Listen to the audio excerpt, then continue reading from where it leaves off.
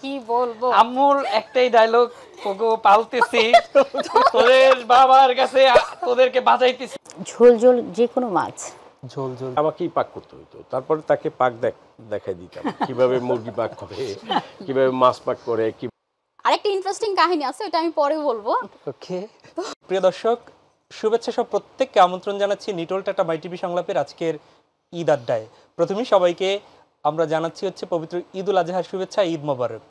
প্রিয় দর্শক, ইতিমধ্যেই আপনারা জেনেছেন যে আজকে ঈদ আড্ডা কাদের সাথে হবে। আপনাদের আগ্রহের কেন্দ্রবিন্দুতে থাকা একটি পরিবার আপনাদের সাথে পরিচয় করিয়ে দিচ্ছি। আমার ডান দিকে রয়েছেন মাই টিভির চেয়ারম্যান এবং ব্যবস্থাপনা পরিচালক, একই সাথে মাই টিভির যে প্রতিষ্ঠানটি মূল যে প্রতিষ্ঠান, সেই বিএম ইন্টারন্যাশনালেরও চেয়ারম্যান নাসির উদ্দিন সাথী, বিশিষ্ট মিডিয়া ব্যক্তিত্ব। তারপরই রয়েছেন উপব্যবস্থাপনা পরিচালক এবং আমাদের মাই টিভির চেয়ারম্যান মহোদয়ের সহধর্মিনী আসপিয়া উদ্দিন। আমার বাম দিকে রয়েছেন আমাদের মাই টিভির পরিচালক এবং একই সাথে অ্যাঙ্কর নিশাত তাসনিম প্রমি, আমাদের এই দম্পতির বড় সন্তান। তারপরই রয়েছে, আপনাদের নিশ্চয়ই পরিচয় করিয়ে দিতে হবে না, আপনাদের অনেক অনেক প্রিয় একজন মানুষ, দেশ সেরা ইউটিউবার, মাই টিভির পরিচালক এবং এই দম্পতির একমাত্র ছেলে তৌহিদ আফ্রিদি। সবাইকে স্বাগত জানাচ্ছি আজকের এই অনুষ্ঠানে। আমরা প্রথমে শুরু করতে চাই জনাব নাসিরউদ্দিন সাথী স্যার, আপনাকে দিয়ে। ঈদ আসলে ছোটবেলায় কোথায় করতেন, সেই বিষয়গুলো একটু জানতে চাই। ধন্যবাদ, সবাইকে জানাচ্ছি এই ত্যাগের ঈদ, ঈদ উল আজহার শুভেচ্ছা। স্মৃতির কথা বলতে গেলে ছোট সময় যখন ঈদ আসতো, আমার মনে হতো যে ঈদের 7 দিন আগেই ঈদ শুরু হয়ে যেত। তো এই 7 দিনের আগেই চিন্তা করতাম আমাকে এবার ঈদে কি দিবে, বাবা কি দিবে, মামা কি দিবে, আত্মীয় স্বজনরা কি দিবে। তো আমার বাবা যেহেতু একজন চাকরিজীবী ছিলেন, কৃষি ব্যাংকের রিজিওনাল ম্যানেজার ছিলেন, আমাদের আয়ের পরিধি ছিল খুব সীমিত, কিন্তু আমি বুঝতে চেষ্টা করতাম না।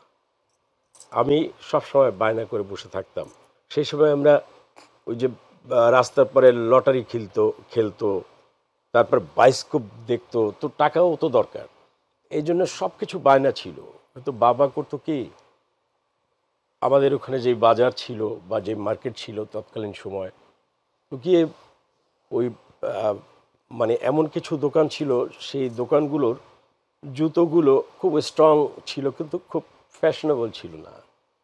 আমি বলেই ফেলি নামটি, যেমন বাটা বা ইত্যাদি কোম্পানি। হ্যাঁ, তো মানে এমনভাবে কিনে দিত যাতে একটা জুতা কিনে দিলে যাতে 1-2 বছরে সেটা নষ্ট না হয়। কিন্তু আমি সেটা পছন্দ করতাম না। তখন আস্তে আস্তে মন খারাপ হয়ে যেত। আমার একটু ফ্যাশনেবল জিনিস পছন্দ ছোট সময় থেকেই। তো সেই জিনিসগুলো বাবা কিনে দিত না, কারণ তার সবসময় একজন চাকরিজীবীর, একজন সাধারণ মানুষের যেই ইচ্ছা থাকতো, সে তার বাজেটের মধ্যে দিয়ে সবাইকে দেওয়ার চেষ্টা করত।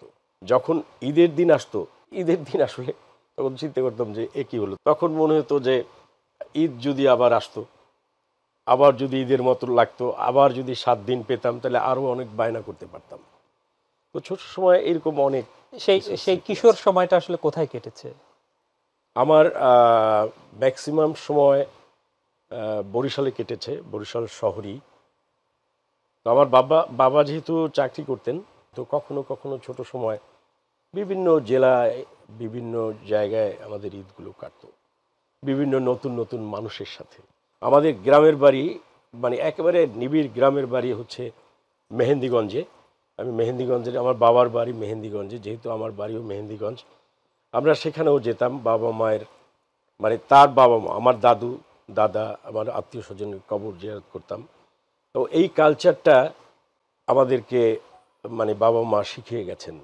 আমি একটু ম্যাডাম আপনার কাছে আসতে চাই।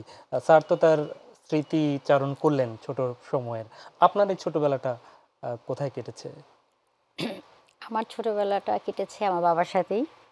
আমার বাবা চাকরিজীবী ছিল, উনি বিভিন্ন ডিস্ট্রিক্টে যেত, সে ডিস্ট্রিক্ট রেজিস্ট্রার ছিল। তো বাবার সাথেই ছোটোবেলা থেকে আমরা ঘুরে ঘুরে বেড়াতাম।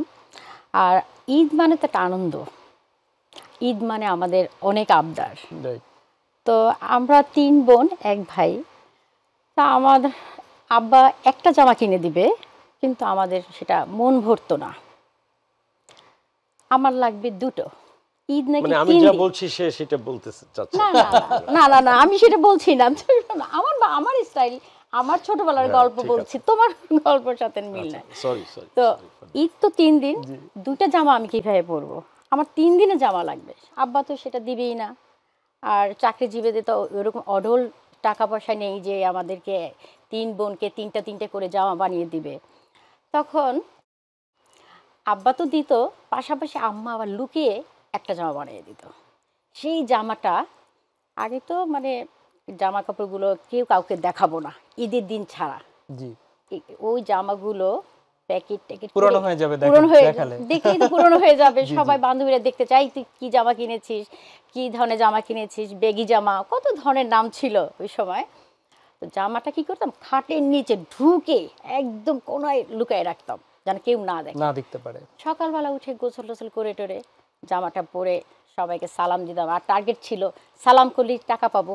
সালামি। হ্যাঁ, টাকা পাবো, সেই সালামির টাকা দিয়ে আমি একটা কিছু কিনবো, এই ধরনের চিন্তা ভাবনা আমার ছিল। এইভাবে ছোটবেলায় ঈদটা কেটেছে। আপনার কাছে ফিরবো, তবে আমরা একটু বাম পাশে ফিরে আসতে চাই। বাবা মায়ের আসলে ছোটবেলার গল্পগুলো শোনা হয়েছে, নিশ্চয়ই তোমাদের দুজনেরই এই গল্প অনেকবার শুনেছো। আমি শুনলাম আজকে ফার্স্ট। আজকে পাপারটা আমরা আসলে ফার্স্ট টাইমই শুনেছি। সো কখনো ওইভাবে জিজ্ঞেস করি নাই বাবা তোমার ছোটকাল দিনটা কিরকম ছিল, মানে ঈদের সময়টা। রাইট। তো আজকে শুনলাম, শুনে একটু অবাকও হলাম যে সে ছোটবেলা থেকে ইচ্ছা করতো যে একটা ভালো জিনিস পরবে। হ্যাঁ, সেটা হয়তো বাবা দিত না, কিন্তু আমাদের বাবা সবসময় আমাদের ইচ্ছাটা সবসময় পূরণ করে। তো আমার কাছে এখন মনে হচ্ছে যে হয়তো সে ইচ্ছাটা পূরণ করতে পারেনি দেখে আমাদেরকে কখনো কোনো ইচ্ছাতে কমতি রাখে নাই। আলহামদুলিল্লাহ, কখনো কোনো কিছুতে কমতি রাখে নাই। ওই যে আবদার, যে আমরা আবদার করি পাপার কাছে যে পাপা এবার কি কিনে দিবা, জুতা কোনটা দিবা, এই তো পাপা শপিং এ নিয়ে যায়, আমাদেরকে কিনে নিয়ে যেটাই পছন্দ সেটাই কিনে দেয়। তো এটাই প্রমি আপু যেটা বললো, যে পাপার যে আবদারটা পূরণ হতো না, ওই আবদারটা পাপা এখন আমাদেরকে দিয়ে পূরণ করে। ওকে, আর একটা কখনো আরেকটা কথা, পাপা কখনো না বলে নাই। হ্যাঁ, না বলে সেটা পারুক বা না পারুক, পারুক। কখনো আমাদেরকে আজ পর্যন্ত আমি না কথাটা কখনো শুনি নাই। আরেকটা ইন্টারেস্টিং কাহিনী আছে, এটা আমি পরে বলবো। ওকে, আরেকটা মানে ছোটবেলা ইন্টারেস্টিং কাহিনী আছে আমার সাথে করতো পাপা, এটা পরেই বলো। আচ্ছা এটা পরেই বলি। ওকে, আমি একটু স্যার আপনার কাছে ছোট্ট করে একটু জানতে চাই ঈদ সালামির যে আপনার স্মৃতি। সালামিটা চিন্তা করতাম যে ঈদের সময় আমাকে 2 টাকা, তখন তো 2 টাকা 3 টাকা দিত, ঠিক আছে, তো এতে আমার হবে না। এই জন্য আমাদের আরেকটা পরিচয় যেটা আমরা আসলে, আমার দাদা একজন ডাক্তার ছিলেন, তারপরে গ্রামে থাকতেন। আমাদের মানে পরিবারটা, গ্রামের পরিবারটা মানে সেই সময়ে বলতো আসলে কৃষি পরিবার, গৃহস্থ বলতো। বাবা, চাচা, মামারা সবাই মুক্তিযোদ্ধা ছিলেন, ঠিক আছে। সেই ক্ষেত্রে আমার আসলে ঈদ সালামির টার্গেটটা ছিল আমার গ্রাম থেকে ধান, তারপরে বিভিন্ন রবি শস্য বিক্রি করে, ঠিক আছে, ঈদের আগ থেকেই প্ল্যান করতাম দাদুর কাছে যাব, ওইখান থেকে বাজারে বিক্রি হবে, ওইখান থেকে আমি কিছু টাকা নিব, মানে আমি কিছু টাকা আলাদা করে নিব। আচ্ছা, ঈদের সালামি আমি যা পাবো 2 টাকা 3 টাকা, তার আগে আমার কাছে 500-1000 টাকা চলে আসতো। কারণ আমি গ্রামে গেলেই আমাদের যে কোনো গোলা ঘরে বা যে কোনো কিছুতে রবি শস্য বিক্রি করলে কিছু অংশ আমি রেখে দিতাম, সেটা আমি কাউকে বলতাম না। কবে থেকে সালামি দেওয়া শুরু করেছেন, এই গল্পটা বলতে চেয়েছিলেন। যেহেতু বড় হয়েছে আমার কাছেই সবাই চাওয়া শুরু করলো ঈদ সালাম। আমি অনেক কিছু ভুলে গেছি, সব কিছুর উত্তর দিতে পারবো না। মানে সালামি ম্যাডামকে দেন তো? আমি যখন তাকে সালাম দেই, তার টাকাটা দিতে অনেক কষ্ট হয়, আমার জোর করে নিতে হয় সালামিটা। না, এটার মধ্যে মজা আছে, আপনি তাকে কতটা কনভিন্স করতে পারলেন। ঈদ সালামি নেয়ার ক্ষেত্রে কিন্তু কেন এত চাওয়াটাও কষ্ট একটা করবেন? ব্যাপার। সালামটা আমি দেব, সে তো মন থেকে সে তো আমাকে সালামি না, আপনি তার মন তো তাহলে মনের কথা কি করে বুঝলেন? সে নিশ্চয়ই চাচ্ছে যে এখন হ্যাঁ, দেই, এখন প্রমাণ হ্যাঁ, হয়ে হ্যাঁ, যায়, এখন প্রমাণ দেই, প্রমাণ হতেই পারে, সে আমাকে প্রমাণ হতেই পারে। সালামিটা দিয়ে দিই, হ্যাঁ, এবার কিন্তু দিতে- দেয়নি। এগুলা পরে, আগে আমার হিসাবে দিতে পারবে। ওকে, আমরা সরাসরি একটু আফ্রিদির কাছে ফিরে যাই। আফ্রিদি, কবে মানে পাপা থেকে মনে আছে যে সালামির, তার সাথে সালামির এই রসায়নটা আমার শুনতে চাই। পাপার সাথে সালামি আসলে দুইটা এক্সপিরিয়েন্স আছে। আচ্ছা, যেটা আগের কালের যে ঈদ, যেটা আমাদের ছোটকালের ঈদ আর এখনকালের ঈদ, দুইটা সালামির স্টোরি আছে, জাস্ট হালকা করে বলছি। ছোটবেলায় প্রমিয়াপুকে আর আমাকে যখন সালামি দিত, আমি দেখতাম ওকে 100 টাকা দিত, আচ্ছা, আর পাপা এসে আমাকে বলে তোমাকে এর চেয়ে বেশি দিব। আমি তো খুশি হয়ে গেলাম, পাপা বেশি, তোমাকে 5টা 10 টাকার নতুন নোট নিল। তো আমিও ওইটাই 5টা 10 টাকার নোট আমার কাছে, প্রমিয়াপুর কাছে 100 টাকার নোটটার চেয়েও বেশি মনে হচ্ছিল, যে ছোট ছিলাম আর অনেক ছোট ছিলাম। হ্যাঁ, নোট তো 5টা, আর সেটা 10 টাকা দেখতে একটা নোট। প্রমিয়াপুকে যে বলি যে প্রমিয়াপু দেখো পাপা আমাকে 5টা দিছে আর তোমাকে একটা দিছে, তখন তো বুঝলাম না, হাসতো। আর দ্বিতীয় হচ্ছে এখনের যেটা সালামি, আসলে যেহেতু আপনি সালামি নিয়ে কথা করছেন, পাপা কিন্তু একটু এড়িয়ে গেছে কথাটা, ওকে, খুব সিস্টেমেটিকলি এড়িয়ে গেছে। এখন সালামি হয় যেহেতু আমরা এখন একটু বড় হয়েছি, এখন তো ওরকম একসাথে শপিং এ যাওয়া হয় না। তো পাপার কাছে যখন শপিং এর জন্য টাকা চাই, পাপা বলে যে নাও শপিং করো, ভালো করে শপিং করো। আমি তো বলি ঠিক আছে। তো ঈদের দিন যখন আসে, তো তখন বাবা বলে তোমাকে না ঈদ সালামি দিলাম আমি তাকে থাকি কোথায়, ওই যে টাকা দিলাম না আসার আগে, শপিং এর টাকাটা, ওকে, ওই শপিং এর টাকাটাই সেই ঈদ সালামির টাকাটা এক করে ফেলে, কারণ আমি ওইটা দিয়ে ফেলছি, তোমাকে এখন নিলে 100 টাকা নিতে পারো। ওকে, হ্যাঁ সামটাইমস বলে আমার পকেটে টাকাই নাই, আর মজাটা হচ্ছে পাপার পকেটে আসলেই টাকা থাকে না, মানি ব্যাগেও টাকা থাকে না। তাও তো মাঝে মাঝে একটু সালামিটা চুরি করতে, পাপাও যেমন ওই যে সিস্টেমে চুরি করতে, এই ধান চুরি ওই সিস্টেমে আর কি ব্যাপারটা, আমরা একটু রাত্রিবেলা যাই যে একটু দেখি মানি ব্যাগে নেওয়া যায় কিনা। কিন্তু মজার ঘটনা হচ্ছে আমাদের প্রাণপ্রিয় পাপা তার পকেটে সে কখনো টাকা রাখে না, কখনোই না। এবং কালকের একটা বিষয় আমি বলি, কালকেও আমি তার পকেটে একটা হামলা দিয়েছিলাম, সে ওয়াশরুমে ছিল পাপা, তাও 100 টাকা পাইছি। ওকে, তো এটা তো পাপার দিকে গেল, সালামি তো মাও দেয়। আম্মুর কথা আর কি বলবো, আম্মুর একটাই ডায়লগ, তোকে পালতেছি, তোদের বাবার কাছে তোদেরকে বাঁচাইতেছি, আর কি করব, তোদের জন্য রান্না করতেছি, এইটাই তোরা দোয়া হিসাবে রাখ। আর আম্মু আমাকে গত ঈদে সালামি দিছে একটি শাড়ি, একটি লুঙ্গি আর 50 টাকা। শাড়ি কেন? যেহেতু আমাদের কিছু ভালোবাসার মানুষরা আসে প্রত্যেক ঈদে, হাজার হাজার মানুষ আসে আমাদের সাথে দেখা করার জন্য, তাদেরকে আমরা একটু ভালোবাসা বিনিময়ে ভালোবাসা যদি দিতে পারি, সেইটাই আসলে আমাদের চেষ্টা করি। তো ওই অনুযায়ী যখন আমরাও আসলে ওই ভালোবাসার লাইনে দাঁড়ায় যাই, তখন আম্মু আমাদেরকে একটা শাড়ি, একটা লুঙ্গি আর 50 টাকা দেয়। তো এইটাই আসলে আমাদের একটা ঈদের সালামি হিসেবে আমরা নিই। তবে এখনো একটা কথা বলি, এখন হয়তো বা ঈদের টাইমে আমরা ঈদের সময় যে অনেকের এখন সে আগের মতো ঈদটা নাই, কিন্তু আমার পরিবারের ভিতরে সে আগের ঈদটা এখনো আছে, ওই ট্রেডিশনটা এখনো চলে। সালামি নিয়ে ঝগড়া, পাপার কাছে যে ঘ্যান করা, আম্মুর কাছে যে ঘ্যান করা, এটা আমার ভাই বোনের মধ্যে দুজনের মধ্যে এখনো আছে। সালামি এখন দিতে হয়, হ্যাঁ এখন দেওয়া লাগে, এখন দেওয়া লাগে, কারণ আমাদের কাজিনরা, হ্যাঁ ওরও লাগে। আমি প্রচুর রাস্তাঘাটে যেখানেই আমাকে মানুষ বলে আমি সালামি দিই। এই দুটো ঈদে আপনারা গ্রামের বাড়ি চলে যান, এটা কোন টান থেকে? যখন আমি এই ফ্যামিলিতে বউ হয়ে আসছি, জি, তখন থেকেই আমার শাশুড়ি মানে এটাই শিখিয়েছে যে জয়েন্ট ফ্যামিলির সাথে কিভাবে ঈদ করতে হয়, একসাথে খেতে হয়, একসাথে থাকতে হয়। এই ছেলেমেয়েরাও তাই শিখেছে যে পাপা ঈদ আসলেই আমাদের বরিশাল চলে যেতে হবে। আমি একটা কথা মাঝখান থেকে ইন্টারাপ্ট করলাম, আমরা দেশের বাইরে ছিলাম, ঠিক ঈদের 3-4 দিন আগে আমরা চলে আসি। পাপা লন্ডনে যখন ছিলাম, পাপাও লন্ডন থেকে বলছে চলে আসো ঈদ। পাপা একটা কথা সবসময় বলে যে পৃথিবী যাই করো তুমি, ঈদ এবং কোরবানিটা তুমি বরিশালে এসে করবা, তোমার দাদুর কবর জিয়ারতটা করবা। এটা আমাদের ফ্যামিলি ট্র্যাডিশন হয়ে গেছে। এটা শিখছি সম্পূর্ণ বাবার কাছ থেকে। আমরা সেই বাবার কাছেই ফিরে যাই। যখন দেশের বাইরে ছিলাম, তখন আমি ঈদের সময় দেশে চলে আসতাম। আমি এয়ারপোর্ট থেকেই এমনও হয়েছে যে আমার লাকিস টাকিস রেখে গাড়ি একটা নিয়ে বাড়িতে চলে যেতাম আমার মায়ের কাছে। আমি আসলে আমার জন্য মা অপেক্ষা করত, ভাই বোনরা অপেক্ষা করত, আত্মীয় স্বজন পাড়া প্রতিবেশীরা অপেক্ষা করত। আমার মনে হতো যে যেহেতু অপেক্ষা, যার জন্য আমি আসলে কোথাও থাকতে পারতাম না।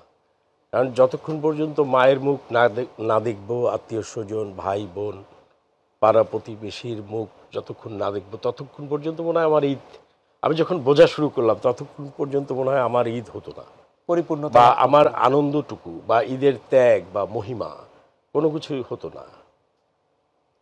আজ আমার মা নেই, বাবা নেই, মানে আব্বা আম্মা যেভাবে অপেক্ষা করতো বাইরে থেকে ছেলে আসবে, ঢাকা থেকে ছেলে আসবে, যেই অপেক্ষাটা ছিল কেউ তো আর ওইভাবে অপেক্ষা করে না। এখন হয়তো আমার ওই শহরের মানুষ বা আমার এই মহল্লার মানুষ অপেক্ষা করে, আর আমি অপেক্ষা করতে থাকি কখন আমি আমার বাবা মা এবং একটা বড় ভাই ছিল সেও মারা গেছেন জি অ্যাক্সিডেন্ট করে, কখন আমি তাদের কবরের কাছে গিয়ে বলবো আমি এসেছি। আমার ঈদ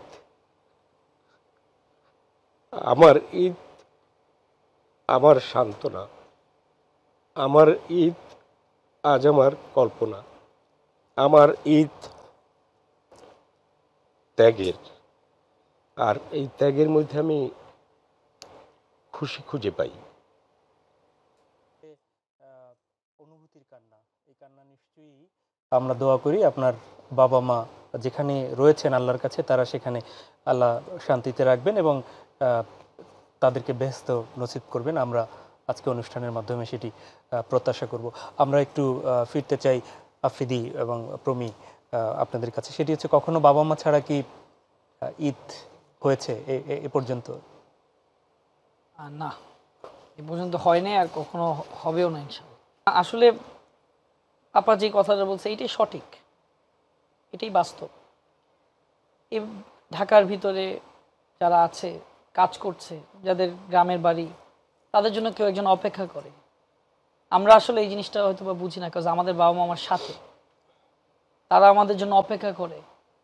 আমি যাই, আমি চিন্তা করি যে আমার এখন বাসায় যেতে হবে, আমার বাবা আছে, আমার মা আছে, সে টেনশন করছে, খাচ্ছে না, খাবারটা নিয়ে বসে থাকে। ম্যাডাম আপনার কাছে একটু আসি। আপনার খুবই জনপ্রিয় অনুষ্ঠান পাকের ঘর, এবং আপনি একই সাথে শুধু পাকের ঘরের সঞ্চালক নন, উপস্থাপক নন, আপনি যতটা জানি যে যতটা না আমরা আপনার রান্না খেয়েছি, সুতরাং অনেক ভালো রাঁধুনি।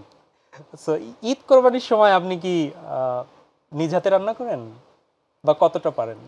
ঈদের দিন তো আমি রান্না বান্না করি, আমার ননদরা, ননদের বাচ্চারা, হাজবেন্ডরা, পাড়া প্রতিবেশীরা যারা আছে তারা সবাই চলে আসে আমার বাসায়। দেখা যায় এক একটা বেলায় 70 জন 80 জন আমরা খাচ্ছি। অনেক সময় দেখা যায় মানে খাবারও হচ্ছে না, ওখানে ভাগ করে খেতেও যেন একটা আনন্দ লাগছে। আর নিজের হাতে খাওয়াতে কিন্তু অনেক মজা লাগে, অনেক আনন্দ পাই। ঠিক। এখন এরা বলতে পারবে যে কতটা মজা পায়। যে ম্যাডাম কিন্তু বলেছেন যে রান্নার বেশ কিছু টিপস আপনি তাকে দেন। তার অন্তরালে যেই কথাটা, জি। যেহেতু আমি দেশের বাইরে ছিলাম অনেক বছর, দর্শকের উদ্দেশ্য করেই বলছি যে আমরা যারা বিদেশে থাকি, হ্যাঁ, তো ওইখানে আসলে মানে যার যার কাজ তার তার করতে হয়। সবাই মিলে আমরা থাকতাম, এক এক সময় এক একজনের পাক করতো, তো আমিও তো এক সময় পাক করতে পারতাম না, আমিও এক সময় ভালো রাঁধুনি হয়ে গেলাম। একটা সময় চাকরি করতাম, তারপরে বিজনেস করতাম, ওদেরকে ফ্যামিলির আমার ওয়াইফকে নিয়ে গেলাম। তো যখন তাকে নিয়ে গেলাম উনি আসলে পাক জানতেন না, একটা পর্যায়ে আমাকেই পাক করতে হতো, তারপরে তাকে পাক দেখাই দিতাম কিভাবে মুরগি পাক করে, কিভাবে মাছ পাক করে, কিভাবে এইটা করে। তো সে কিভাবে মানে ট্রাই করা শুরু করলো। এইভাবে করতে করতে দেখলাম যে হলুদ বেশি হয়, লবণ বেশি হয়, মরিচ বেশি হয়। আমাকে আবার জিজ্ঞেস করে কেমন হয়েছে, তো আমি তো অদ্ভুতভাবে বলি যে এত সুন্দর পাক হ্যাঁ আমি আর কখনো খাইনি। তো সে সেটাকে চিন্তা করতো যে এটা মনে হয় সত্যি বলতেছি।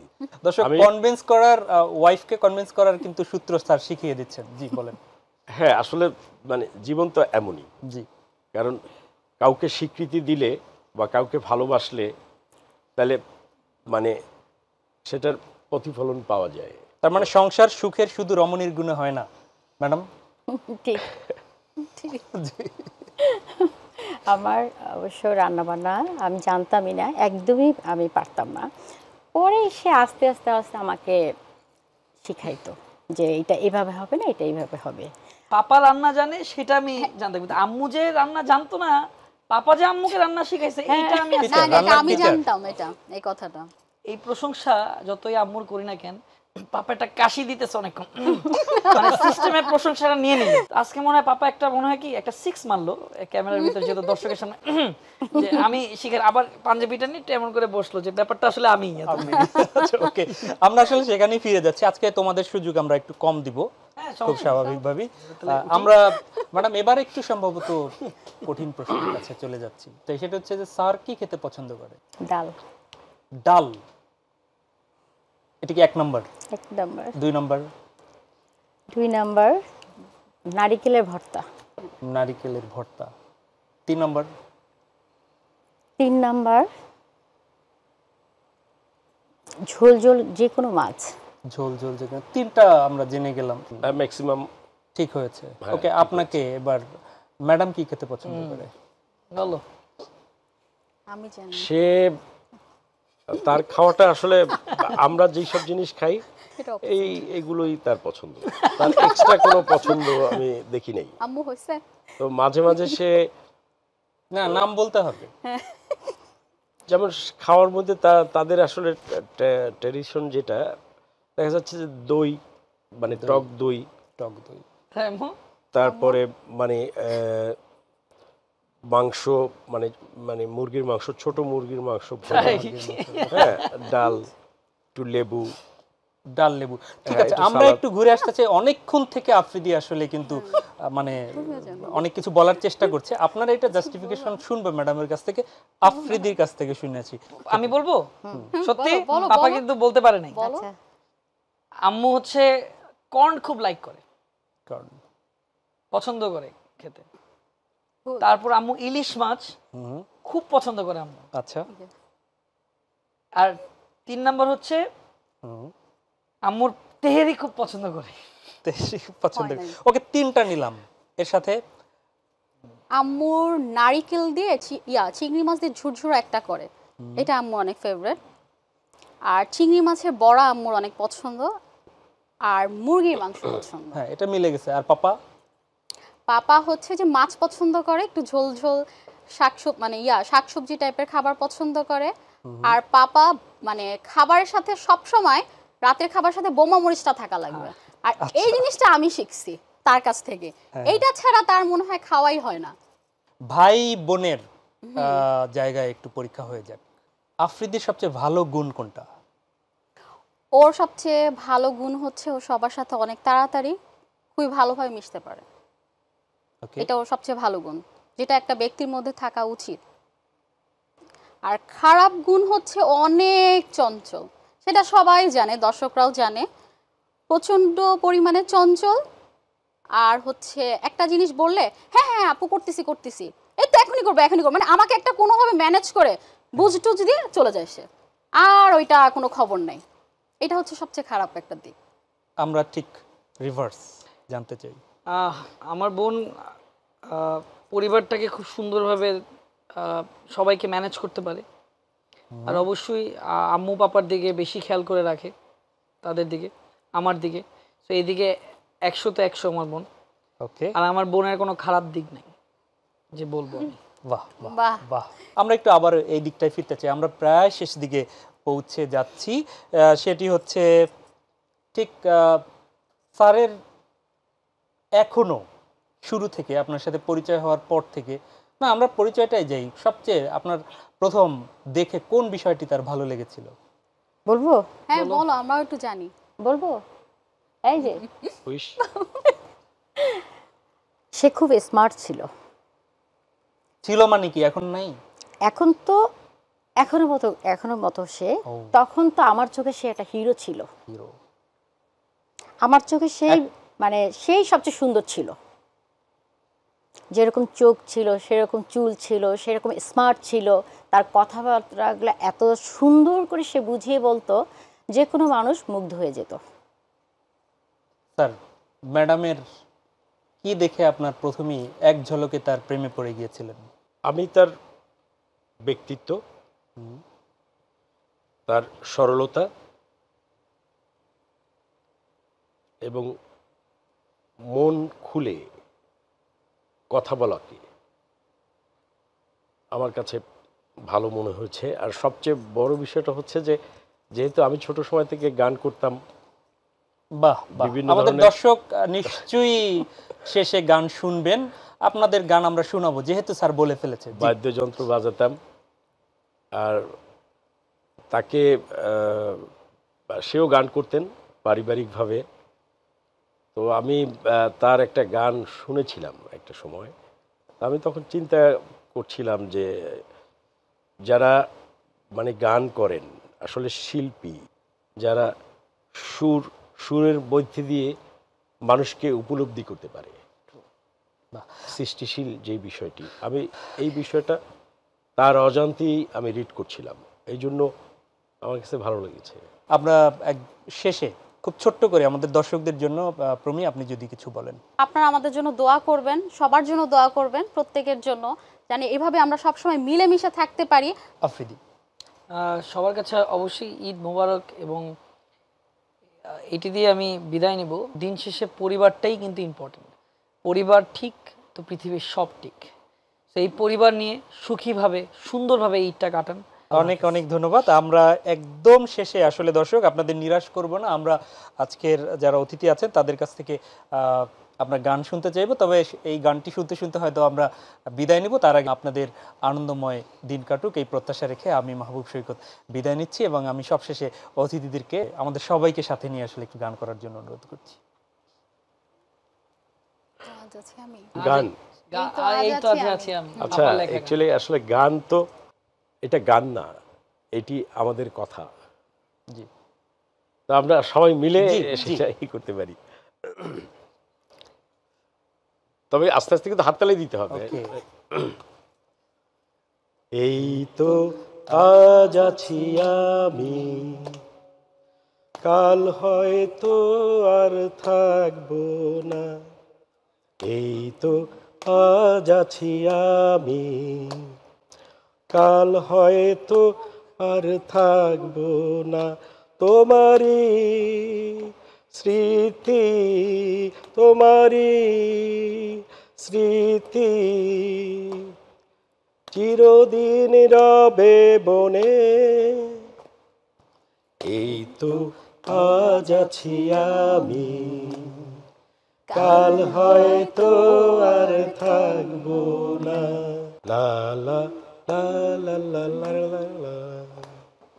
হুম হুম হুম হুম হুম হুম।